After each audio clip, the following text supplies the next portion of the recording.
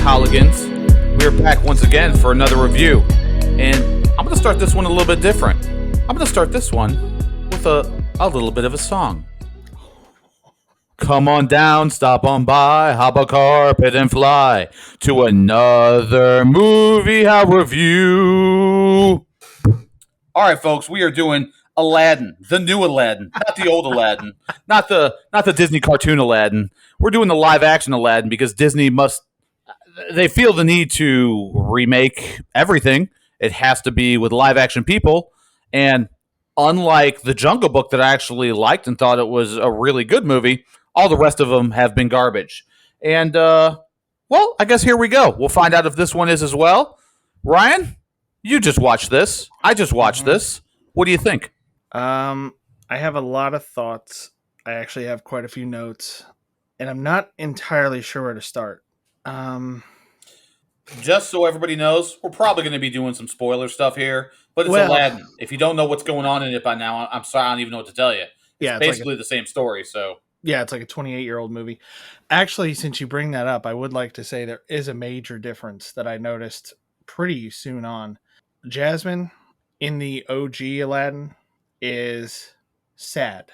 And she's stuck at home, and she wants to go out and see the world, and she wants to know her kingdom, and she wants to marry somebody that she likes, not just somebody that is royalty or, for whatever reason her dad wants her to do it. Right. In this... the first time we see her, she's already out in the marketplace, and she is giving bread to these kids, right? First thing she does, goes out into the market, gives bread to these kids, which is something she does before. Mm-hmm. But there's no build up to it. There's no, Disney has this thing that they do, and I've actually seen like some documentaries about Disney and how they make their stuff and how they kind of formulate their movies and even how they do some of their animation or did. And there's always a song that is a statement of that character's desire, like the thing that motivates them. They all do it. Hercules does it, Mulan does it. Right. They all do a number that explains who they are and what they're about. And there's a lot of songs in this movie. Some of them are original. Some of them are well, at least one of them, I believe, is original.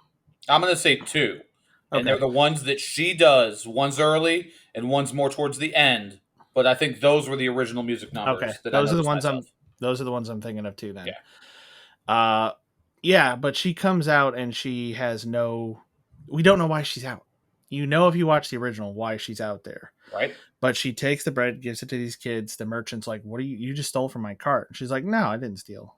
And he's like, "Yeah, you did.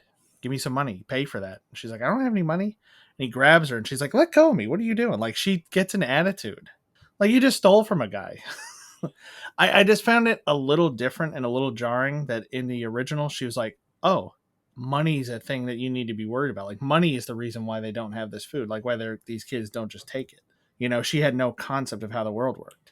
Which in this one, she knows.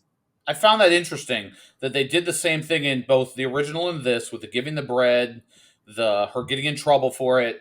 I mean, I have to assume that it's because, just like in the original and this one, she's not in line to be Sultan because she's a woman and only a prince could become the Sultan, not a princess. That's why she has to marry a prince, that whole thing. But that's basic commerce. I feel in most... whether it's movies or just history, whatever, princes and princesses are learned. Like, that's one of the things that elevates them above the serfs. She even says that she has been preparing to be Sultan her entire life. But she goes out and doesn't know how to buy stuff. Right? What's money? Huh? How do you... Really? Do you not know how basic commerce works in your city with your people? Mm-hmm. Do you not know how they live day to day because you haven't tried to learn anything about it? I always, whether it's the original or this one, that never made any sense to me. Yeah, and it's just kind of a funny thing from my perspective that because I came at it in two ways. At first, I was looking at it compared to the original, and then I tried to let go of the original and say, that was like almost 30 years ago. There are a lot of kids who are going to be watching this who never saw the original, or maybe they'll go and watch it later and be like, I can appreciate the differences and I have my particular version. Same way people have a different Batman. That's their Batman. Mm-hmm. But yeah, it was just odd that she didn't understand money, had this attitude. We don't understand her motivation. And then we find out she's been preparing to be Sultan and wants to be Sultan. And that's the thing that drives her too. That's the two major differences really are with Jasmine and Jafar.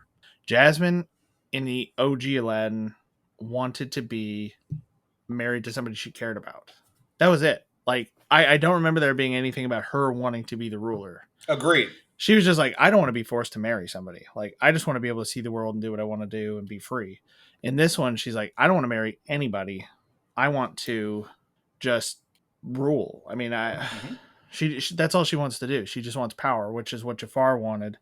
And Jafar is so much worse in this movie because he was slick. I mean, he was kind of slimy, in the original, Yeah. but he was suave, charming enough.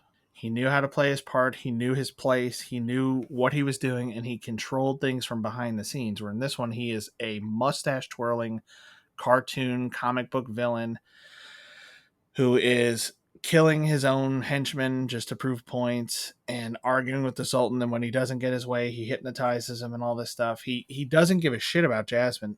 Okay, I know that you'll probably want to talk about this, but they definitely did some like girl power stuff.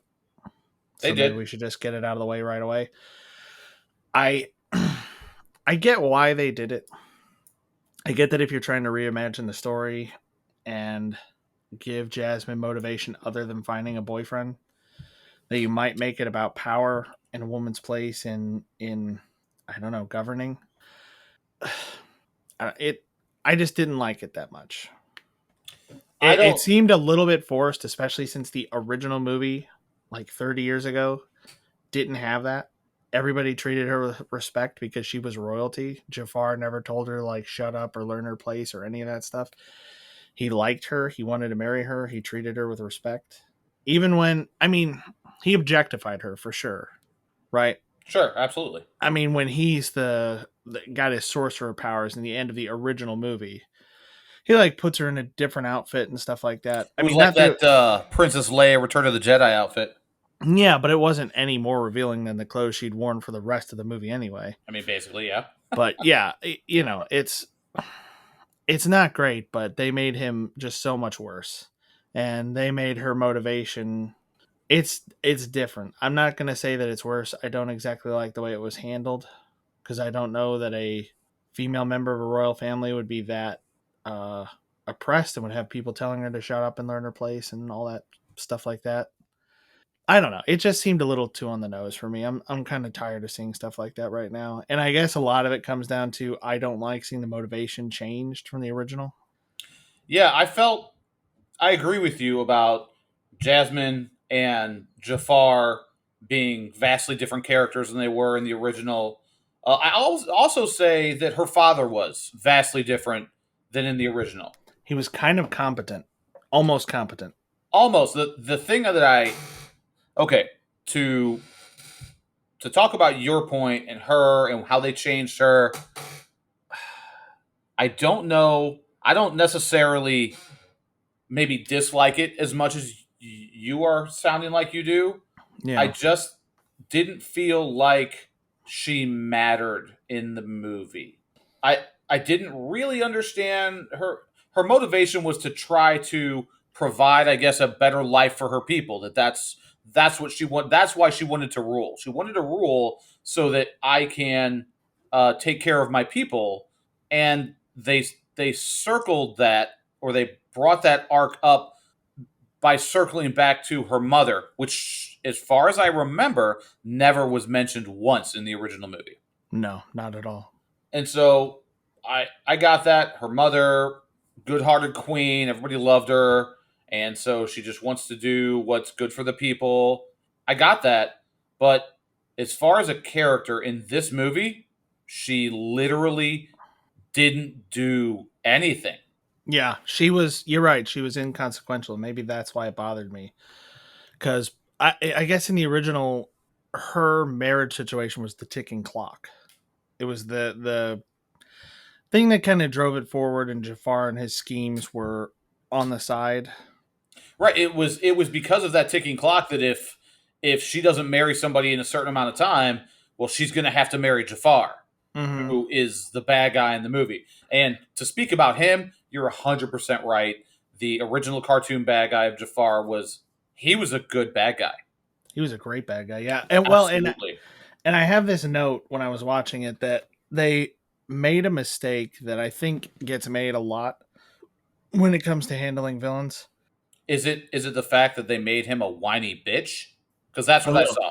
Every a time that little. I heard him, he was whining or crying about something, and I had to earn everything I've got, and nobody, I can't be second, and nobody respects me, and shut up, you're second only to the Sultan, like his That's henchman who he kills says, like you're the second most powerful man in the kingdom, like shut up, that why is are you true. crying? Yeah, that is true. I hadn't thought about. I that wasn't the point I was getting at. What I was getting at was what kind of bad guy you have, because there are basically two kinds of villains, really. Like at the most basic level, there's dumb villains and smart villains, and he's a dumb villain. Dumb villains are just like chaotic monsters that are pathologically after a single objective, or whatever it is that their motivation happens to be.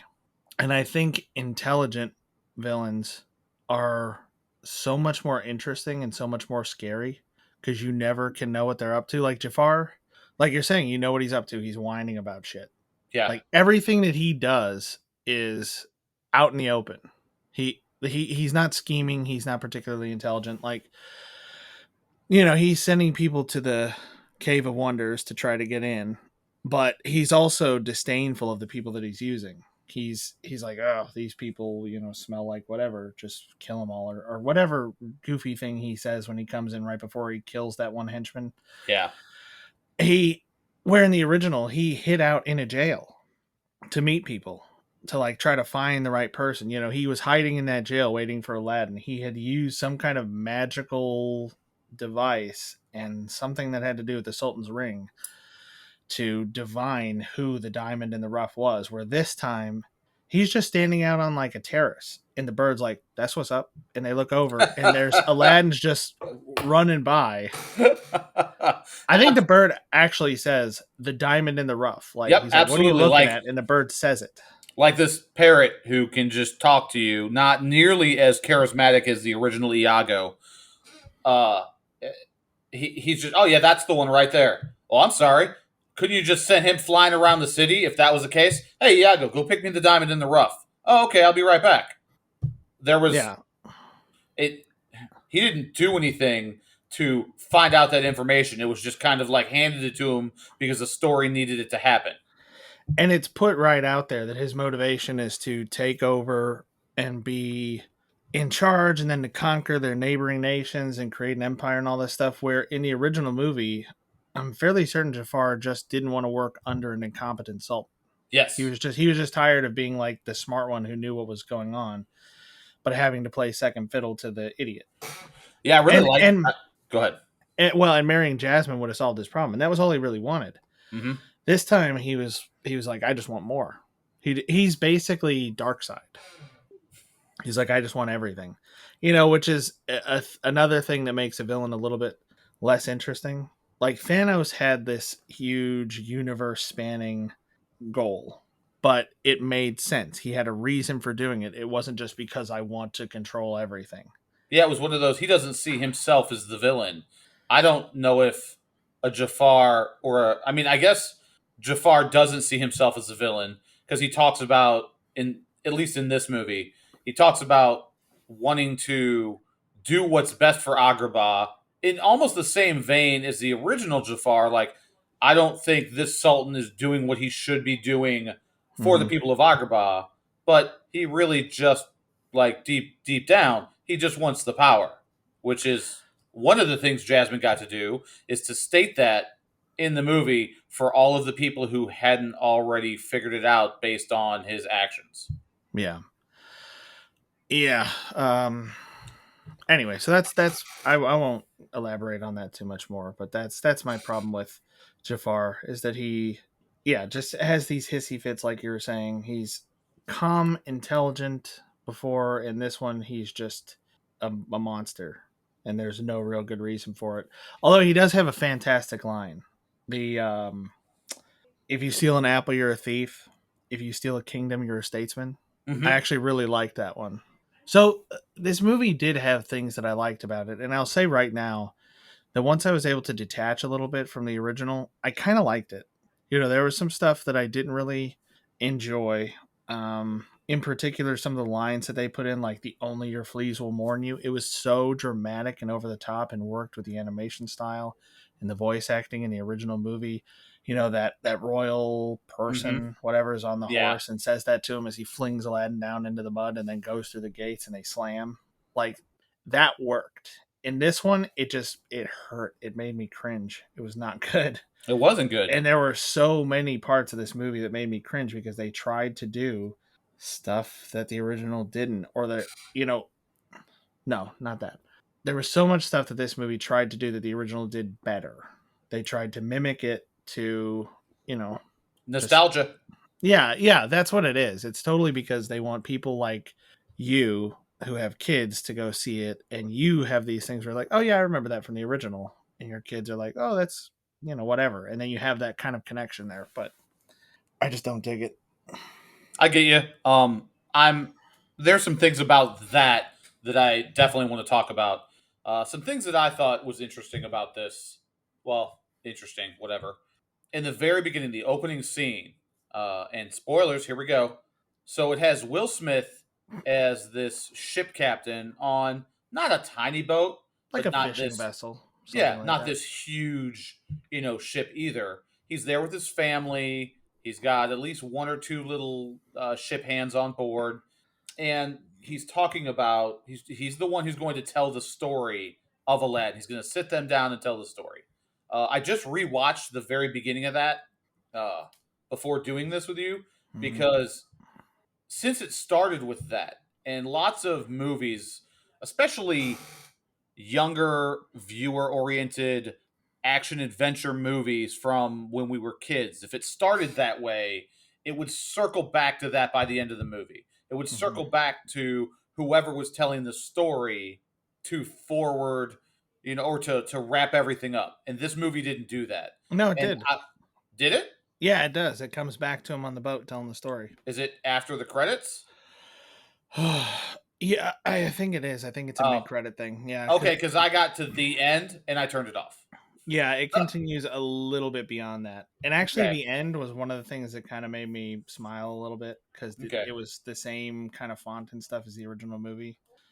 But and you just made me realize that it turns out obviously to be the genie telling the story. And not only is it the genie, but it's the handmaid who's his wife and the mother of the kids. Yeah, and in the original it was that merchant who is supposed to be the genie. Right, telling the story. Yeah.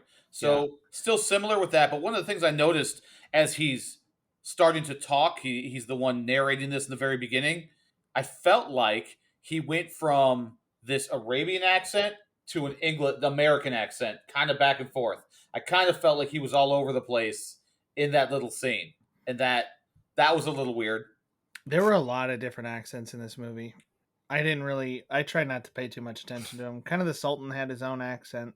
Jafar, I don't know. They just all sounded so different. The one that bothered me though was when she had that first suitor come in. Like it, Oh my god, I have it something written down about him. His name is Prince Anders, is the character, and I don't know if you've ever seen these movies, but he reminds me of the ring-tailed lemur, King Julian from the Madagascar movies. That's who he sounded King like Sacha Julian. Baron Cohen's character from the Madagascar movies. I'm listening to him. I'm like, who's it? Who is that? Who does he remind me of? It's that. That's what I heard when that guy was talking, and exactly his mannerisms, how he talked, how he acted. Hmm. It was, if you ever go watch those movies or any of there was a cartoon I think on Netflix that had him. That's who that was. So yeah, when it came to that guy walks in, and what I heard was, Hello, let us begin by introducing ourselves. I am Hans. I'm France, And we want to pump you up. "That's does that accent not fit?" I totally get that. Not what I thought of, because I have kids and I've had to watch all that other crap. But absolutely, I get that. Yeah, I don't really understand why it would be this, like, I don't know, Norwegian kind of Scandinavian type guy with this My, weird Swedish chef kind of accent. right? My guess is because she's already gone through so many princes that Oh, you know what? You're probably right. It's like they're having to send further and further away now we to call try to that find someone. scraping the bottom of the barrel. Okay, yeah. Yeah, that makes some sense. Yeah, I just thought that guy was so weird. And that line was all I could think about when I first saw him, and it just, I don't know. It just kind of bugged me a little bit. It's like the other guys were at least like there was some reason why they would be there, but you're right to show, like, for one, it's funny, and two, it's like we're having to go so far away to find someone for you. Yep. That's not bad. Yeah. So on the idea of the characters who we thought were different than in Mhm. this version than the original, the Sultan himself. Okay. The Sultan in the original was just this goofy and kind of funny character. It helped understand. It helped the audience understand why Jafar didn't like being ruled by him, based on everything in that movie. Mm-hmm. Here, kind of like his daughter, he's utterly pointless. He's not Yeah. goofy. He's not funny, and he's not strong either. Well, he's competent. Yeah, and I get what you mean, but he's competent. Like the conflict that we see, the one where they're actually arguing, Jafar and the Sultan, Mm-hmm. he's saying we're not invading them. Like we're not going to do this stuff. We're not going to be aggressors and things like that, right? Like that's what it's about. It's about military action. Jafar wants to take over their neighbors because they're weak. And the Sultan's basically good, right? Yes. OG Sultan was an idiot, but a nice idiot. Mm-hmm. He was Yeah. a sweet idiot, Still but good. the new Sultan is just a good man. Like he's not particularly ambitious. He doesn't really want to change anything, but he doesn't want to do anything bad either. And Jafar wants to be bad. I I don't know. It presents the old one in a way was a little bit more complex because you could see why some of the characters might want to do the things that they're trying to do. I just felt he was kind of a throwaway. I didn't see him as strong or regal or any of that. I just Mm-hmm.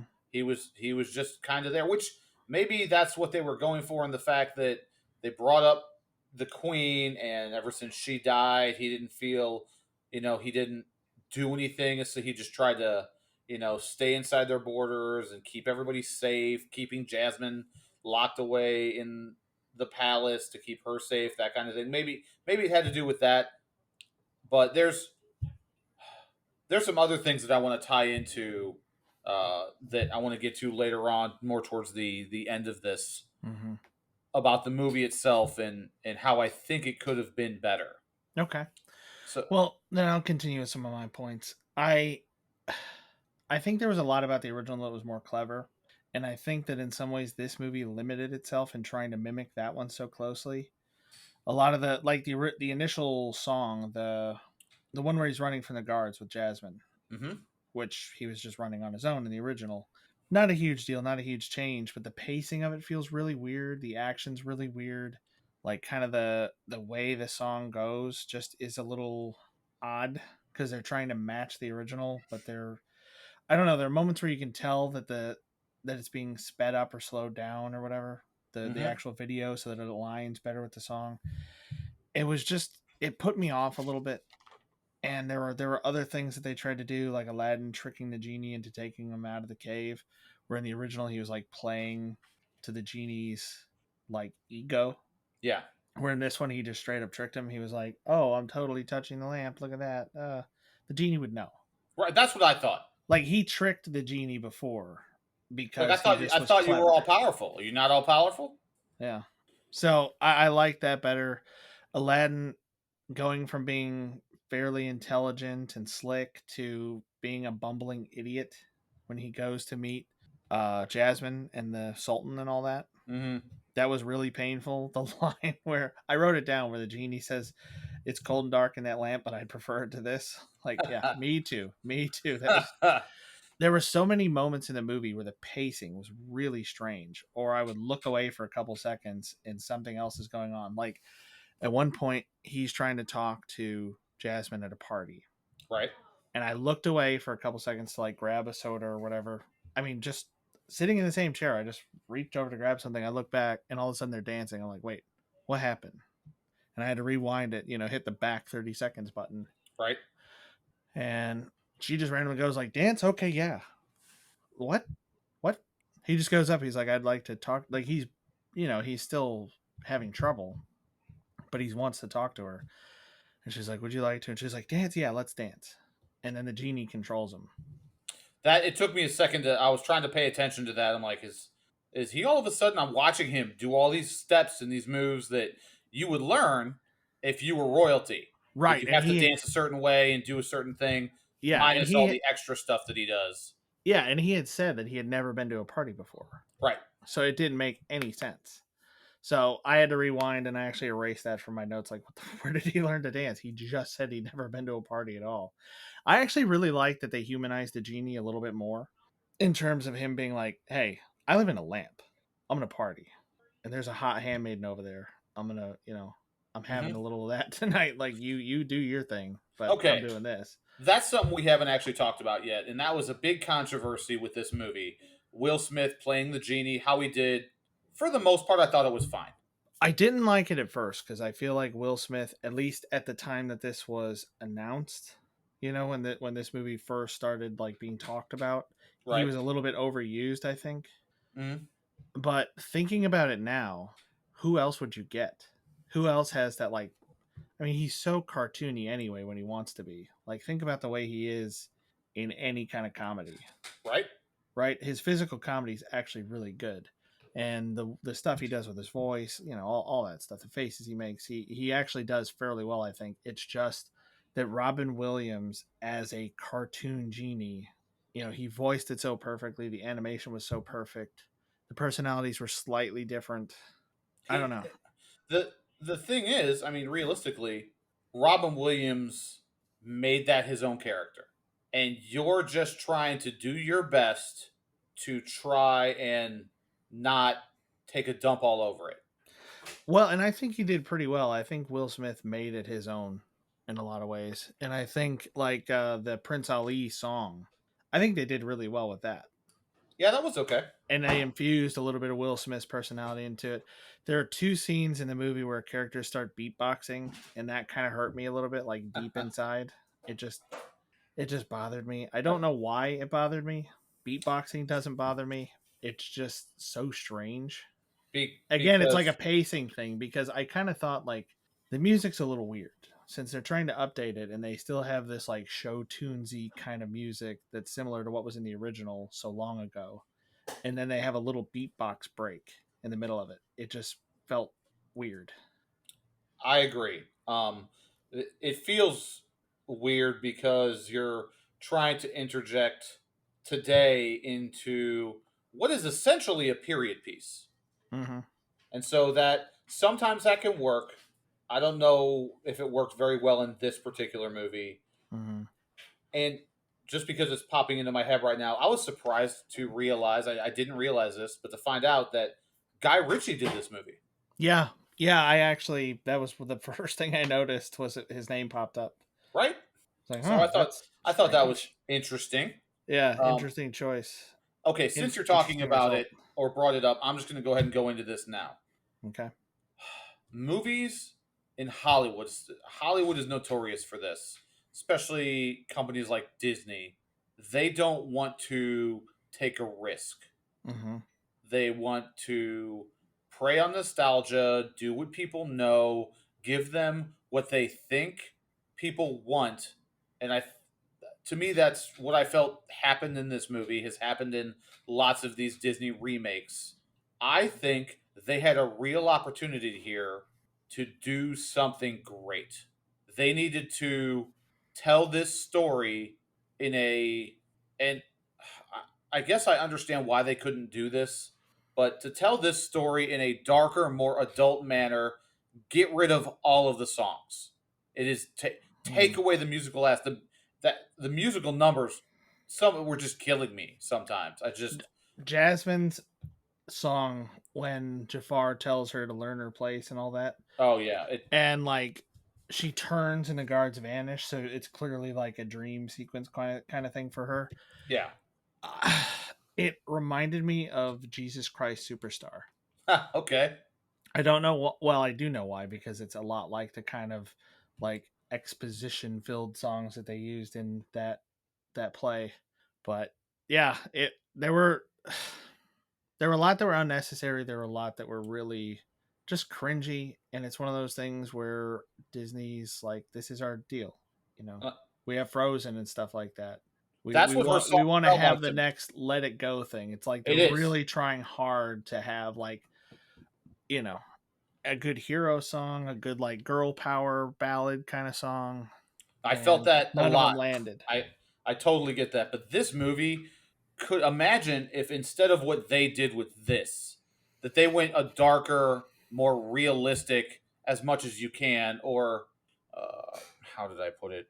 Not really realistic, but just a darker, more adult path for this movie. There's Mm-hmm. there could be some very good character development, some really interesting things that you could do with this story, but you'd have to take a risk. Yeah. And if we've learned anything from movies like Deadpool or Logan, you can make a rated R movie that's not, we're not talking like a Born Identity or something that's try to be just stay as realistic as they can. That you could do that with this story and you Mm-hmm. could have had something really really good. Or a Snyder cut. I mean, Or I really think that one of the biggest improvements in the Snyder cut is removing all the stupid jokes. Marvel has, like, the Marvel movies developed this stupid joke formula that was funny in Ragnarok and the first two Guardians movies, uh-huh. and it's just real old now because it's popping up everywhere. Yeah. Everybody's doing the same kind of stuff, and it just doesn't always work. We're going to talk about Falcon and the Winter Soldier coming up, and I have a similar problem with that show, that they try to inject a little bit too much humor at times, and they kind of disrespect some of their characters. So even just removing some of the humor here, and I'm not saying it has to be super dark, and I don't think you are either, right? We're just Yeah, we're saying, not, I'm not talking super dark. Make it a more adult oriented story. Like really give these characters some heft to them. Give there need to be consequences and hardships, and there really there was almost none of that in this whole movie. It yeah, was things just kind of happened. mm-hmm, mm-hmm.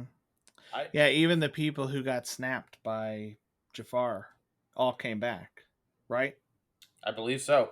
I mean, Raja comes back at the very end. I think in like the post credit scene, you see her again.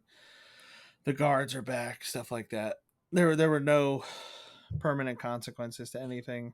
Right, like okay, speaking of the guards, that's that was the biggest thing that Jasmine did in this movie after Jafar gets the lamp, wishes to be Sultan, and the guards are starting to take them away, and she gets to have this big speech because she Mm-hmm. just had the song about not being silent and not being told to be in her place, and so she goes and gives this big speech that amounted to absolutely nothing because he's like, oh well, the guards aren't going to listen to me. Guess what? I'm making my next wish. Now you're going to be forced to listen to me because I'm just more powerful than you now. Mm-hmm.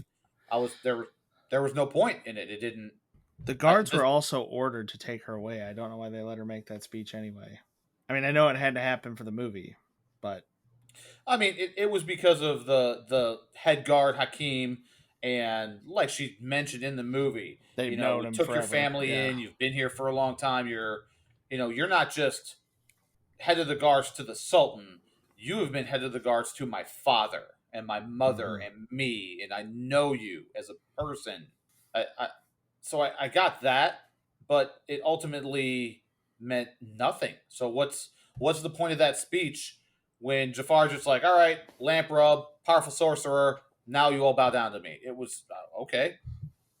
The speech, technically, in my opinion, should have come from her father.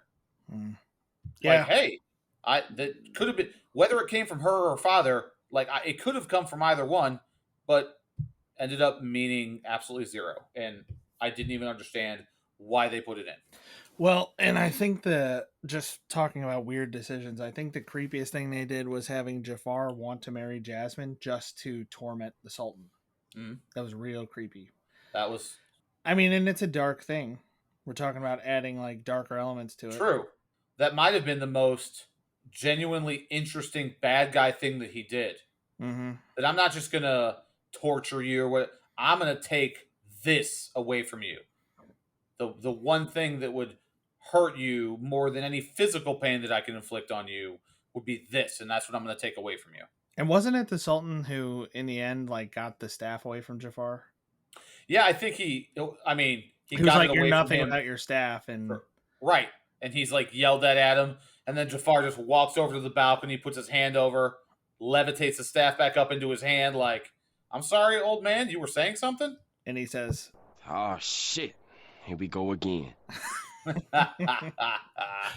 Okay, one thing I did like that was different in this one than the original. So in the original, I guess Jafar himself turns into this big cobra, and there's this big fight. The whole thing that happens. mm-hmm. I liked when he turned Iago into a giant parrot. "Yeah, he warged into him Mm-hmm. like Bran." I thought that was neat that he, the giant parrot chasing them around. It looked cool. It was a fun action scene. I dug that. Yeah, there was a lot that I did like about it. I mean, the problem, like I said, is they're limited by what they're trying to imitate. And I think probably a lot of that is mandated. And I really don't know. I've read a lot of articles, seen a lot of YouTubers talking about these are just money grabs by Disney. They're just like, hey, this movie was great and it's so popular and everybody still knows it decades later. Let's make it again. Like, why not make something else based off of it and then you're selling the original and then this? I mean, I know there's probably a lot more to that decision, but they'd have Is a lot there? more freedom to have another property based kind of loosely off another one or off a similar concept, but that isn't exactly the same thing. So they're not limited by what happened before because they had to kind of have a pretty similar ending. I did like that some of the wishes were used differently. The genie actually did have like the wish to save him, which I think in the original there was he got the freebie to get out of the cave. Right. He had the wish to, or were the wishes the same? They were He had the same. wish to be a prince. Oh, were they the same? They were the same. Okay. Because the same thing happened. Aladdin gets caught, and I got to be honest, that genie magic, that had to be some pretty strong magic because she was face to face with Aladdin, and then face to face with him again, and she didn't recognize him at all. Neither did Jafar. I'm like, well, that's some strong magic, but they said it was such. Yeah, I really did not like that whole deception thing, like where you don't know who's the princess, who's the prince, like they're lying to each other. And that wasn't really in the original one. She didn't recognize Aladdin because she thought Aladdin was dead. Jafar was like, "Oh, that guy that was with you, we executed him. I thought he was a thief." Like, what do you mean? I'm so sorry. In this one, he just disappears, and then he shows back up as this prince. Right, he promises to meet her, but then he gets hijacked by Jafar to do the Cave of Wonders thing. Mm-hmm. Yeah, and I just really, really did not like that whole suspenseful thing, and I kept thinking, is it real, fuckers? Is it real? And this is your fault, by the way. You asked where the soundboard went. So the soundboard is back. It's back, buddy. It's back. But yeah, it was like, well, you lied to me about being the princess, and I lied to you about being a prince, and I was just hanging out and doing whatever and getting to know the city. I don't know. And the one thing that bothered me, maybe you can correct me on this, in the OG movie, he says, "Do you trust me?" and reaches out the same way he said it and reached out to her when they were escaping and like climbing up to the tower to do the pole vault thing. Right. In this one, he says, "Do you trust me?" And she's like, what did you say? She says it the same way as in the original movie, but I don't remember him saying, do you trust me? I remember him saying, like, you need to trust me or something like that. It wasn't, the parallel wasn't as strong. I thought that too. I get that it was a callback, but it's like, this would not be the moment where she recognizes him because it's not that similar. Like he said, do you trust me? Or you need to trust me. Well, he was like sitting on the roof of another building, encouraging her to jump across with him, like, or to come meet him. Where and you know what? In the original, she pole vaulted across first on her own. Right. He goes over and then tries to lay a plank across for her to walk, and she just hops over on her own. She's like, "I'm a Right. fast learner." She did no. She does the pole as he's trying to lay the plank. She's like, "No, I'm just doing it this way," and she just does it. Yeah, and it showed her to be pretty capable, which I liked. Yeah. You know, this is back around the time where, I mean, Princess Leia had been a badass. Right. You know, was- girls and female characters and whatever being strong, powerful, capable, whatever. This isn't new. Right. There was Barbarella. Like that was a thing. Barbarella. Really? Yeah, I don't. Jane Fonda. Mm-mm. Wow. Okay. Did I miss a really important? No, Cultural really important. thing? Not even at all. Okay. I mean, there's, I don't know, dude. All right, so- Aliens, Terminator. You have so many really, really good female heroes and badasses. Absolutely. I feel like they kind of nerfed her a little bit in this one. They just made her a lot less capable. I don't know. Anyway. So speaking of the deception thing that went on during that deception in like her room in the palace, when she is pretending to be the handmaiden, and the handmaiden is trying desperately to catch on to what's going on. I wrote this down. Oh God, why? Did Jasmine's handmaiden really say she needs to go wash her pussy? I know she didn't say it that way, but like double entendre, if you like read between the lines, like did they really just get away with that in a Disney movie? Really? It is Guy Ritchie, Right? so I guess he did. I didn't think about that. That was one of those moments I missed. It was like, wait, they're talking about what? Whatever. It's like I don't care enough to rewind it. I kind of had this like, wait, what? It said we had to. Don't we have to go clean the cat? And I'm like, I have to clean my cat. Oh, really? Oh, you do? Yeah, and then they have that moment like, aren't they supposed to be washing this? Am I like looking at Raja? Raja's like, what? Another part was just some of the movements and some of the stuff that Aladdin was doing were in that initial chase scene. The very hipster parkour-y stuff. Exactly. I kept thinking, Parkour!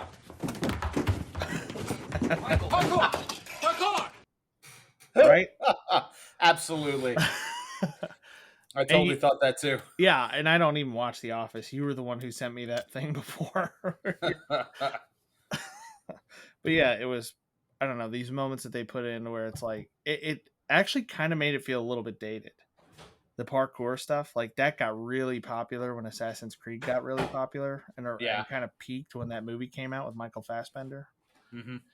I mean, Aladdin did some stuff in the original, but it wasn't like this. No, it was just basic escaping, running, jumping, dodging, weaving, that sort of thing. And then he's got a musical instrument, like a lute or something like that, in his place, and she starts like playing it. She doesn't know what money is, but she knows how to play that instrument.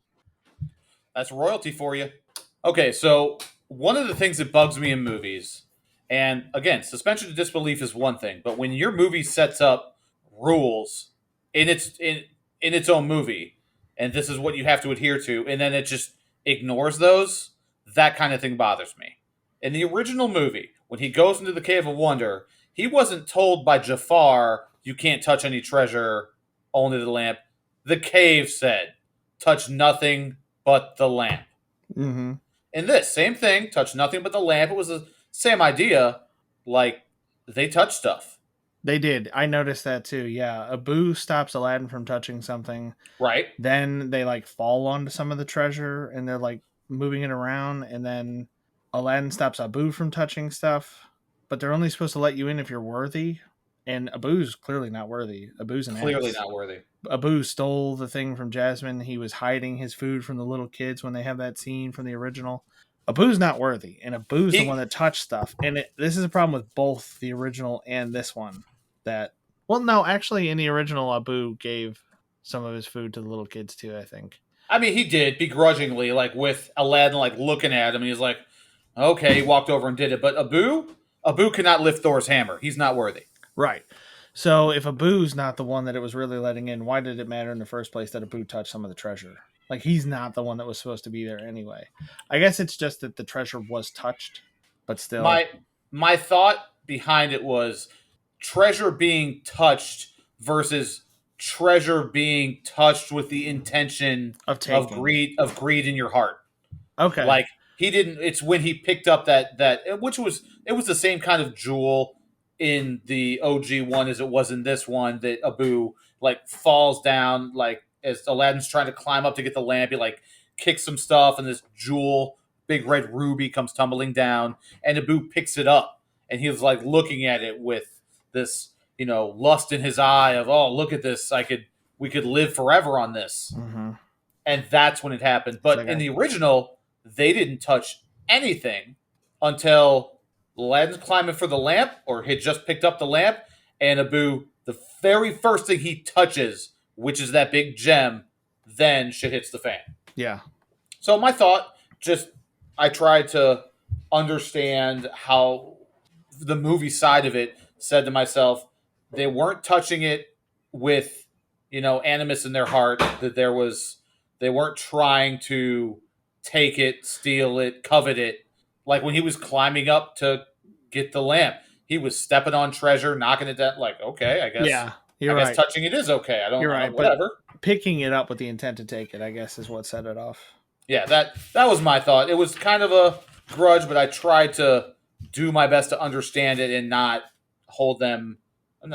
It's a Disney remake movie. I don't want to put it on such a pedestal. No, and try to nitpick every little thing. It's just something I thought of. Like, why does it matter that Abu touched it? And then I realized, like, well, Abu touched it in the original too, and it's still, like, I put it as one of the consistencies. Abu still fucks everything up, so all is right with the world. That's my actual note in my pad here. All right, that's fair. So I guess I'm mostly done. I actually had other sound clips I was going to throw at you, but I'm not going to use them. You made that comment about not having the soundboard lately, but yeah, do we want to get into final opinions? Yeah, I'm ready. I've gone through most of the stuff I wanted to talk about, I believe. Yeah, I mean, there's a lot that's different. I actually like, I think I like all the casting except Jafar. And I don't know that I don't like that guy, because he might be a good actor. It's just the way they wrote him was really bad. Yeah, I did not like this Jafar. I'm not gonna say anything about the actor. I don't recognize him for anything else personally at this point. Maybe I could look him up and be like, oh yeah, he was that guy. But it was a bad character. Period.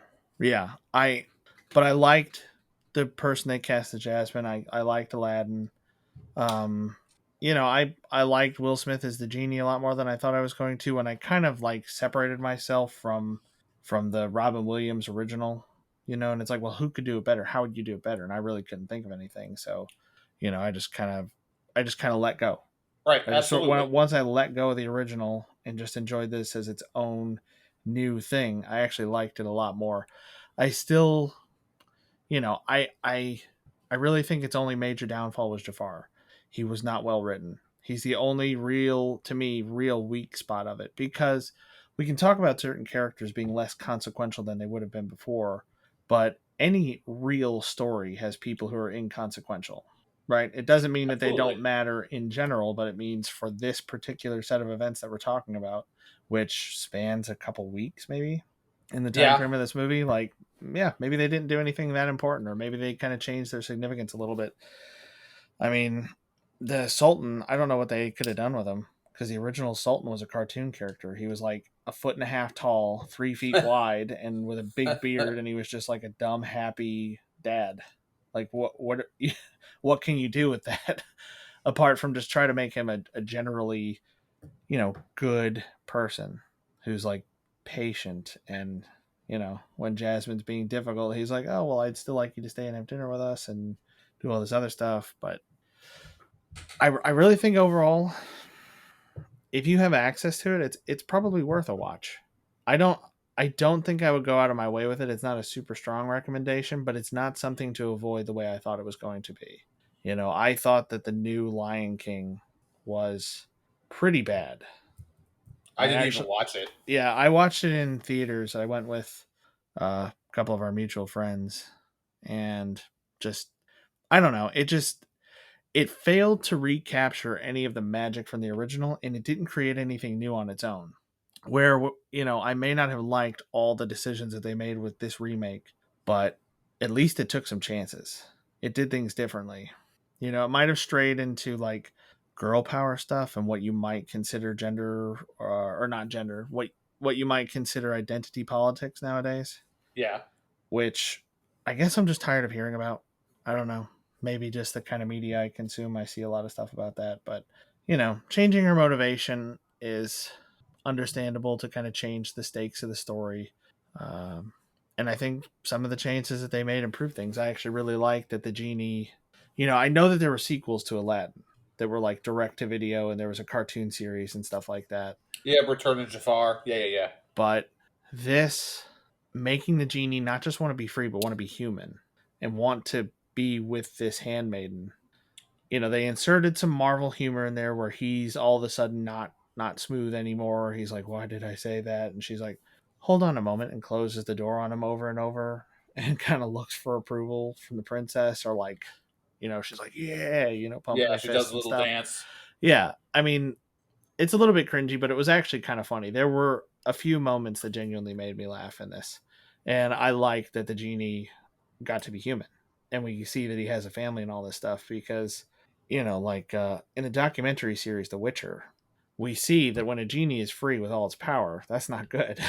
That's not good. And I had kind of, when I remember as a little kid being like, well, now this thing that can do literally anything is free.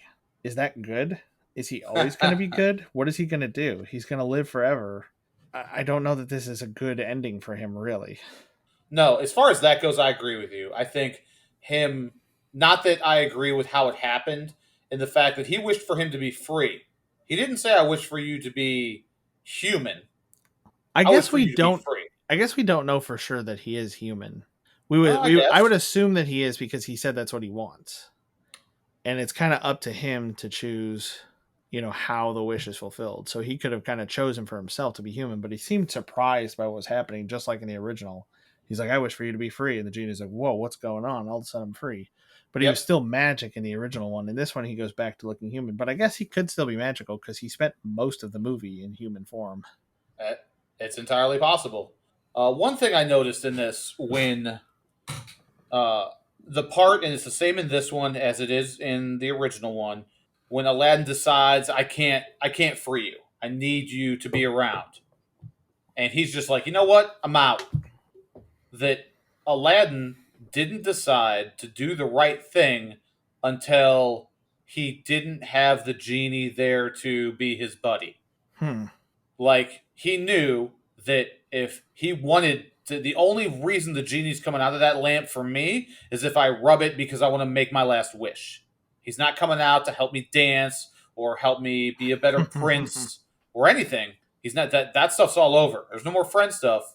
And maybe I wrote it down as if it was a bad thing, but maybe it's not a bad thing. Like, this was your friend, and your friend sees you doing something that they know isn't right. I've talked to my kids about this, especially my oldest daughter. She is the most charismatic of my kids, has a lot of friends, and I've said, you're getting to be a young adult person, and so you're going to be put in some situations where your friends might not be making the best choices. And I hope that it's not you who are instigating the poor choices.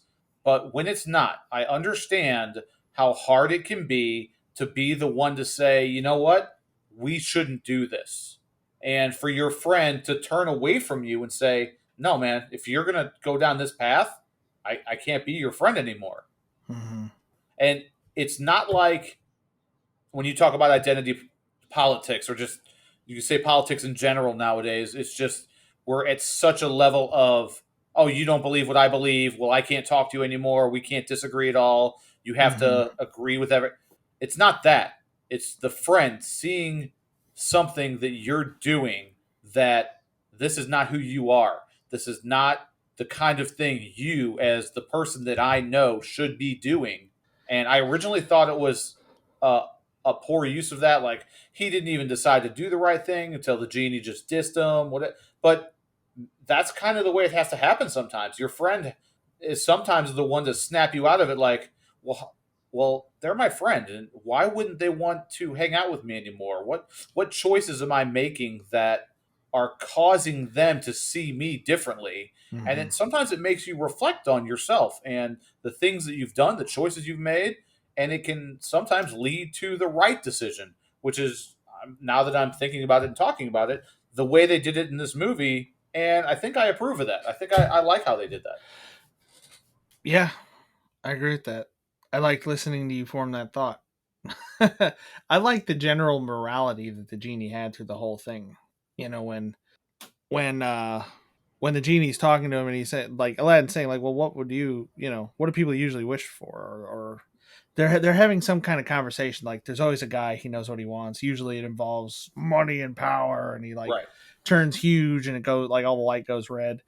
I love that. I actually really, really like that moment. It's like, yeah, you're right. If you were 10,000 years old and every time somebody finds you, it's because they want money and power, like, you would know exactly what to expect. Like, okay, there's a big sinister dude around here somewhere, and let's just get this done. You want that was a ton of money, interesting. Yeah. That was different from the original. That when he pops out, he's like, all right, where's your boss? I know it's not you. Where's your boss? The guy who wants what I have to give. Where's that guy? You're not that guy. Right. Yeah, it was I don't know. It had a lot of good stuff to it. It had a lot of good messages, I suppose. So for me, it's a watch, but compartmentalize, separate it from the original. If you really like the original, it's not the same thing. I don't really think it's worse. I think it limits itself where it tries to imitate the original too much, or where it tries to add in too many maybe modern references or modern spins on the things that had happened before. But overall, pretty good. I don't know that it deserved like the billion something dollars that it made. And the reason that bothers me is because I want to see new stuff. I don't want Disney to find that there's a lot of value in rehashing old stories again. Or if they do, I want them to do it more like this and less like The Lion King. Take more chances. You know, we watched did we watch the new Mulan? No. I have not seen it. That's right. Maybe we'll have to watch the new Mulan now. Oh God, don't make me do that. Come on, man. Just because everybody else that we've ever heard about said that it was terrible doesn't mean it's true. Because I heard that this was terrible and I kind of liked it. I mean, so what say you? I feel like in the beginning I was going to say it's not really a watch, but I agree. I don't think it's terrible. I don't think it's as good as the original. And I think, like I talked about, I think they could have done something great with it, not been a musical, made it a little bit, just done more with the story than just follow what the original did. But you're right. There's some good messages in it. It's not terrible. I think Will Smith does a fine job as being Genie. He was fun. And except for Jafar, which that's a really hard one for me to get over.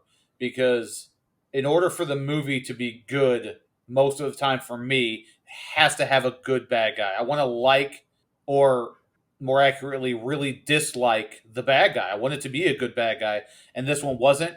But other than that, yeah, I think this is not going to be the worst thing that you could watch on, a weekend, an evening with your kids. Pop it on.